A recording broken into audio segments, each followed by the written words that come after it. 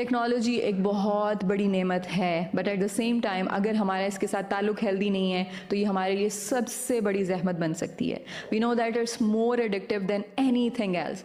हर addiction को इसने पीछे छोड़ दिया है। एडल्ट्स के लिए ये एक स्ट्रगल है, मेरे लिए someone who knows so much about psychology, neurobiology, neuropsychobiology and immunology and how our brain works, how dopamine works, how phone addiction works, how every sort of addiction works, still I'm not immune to it. Still मेरे लिए struggle है, मुझे constantly अपने ऊपर check and balance रखना होता है।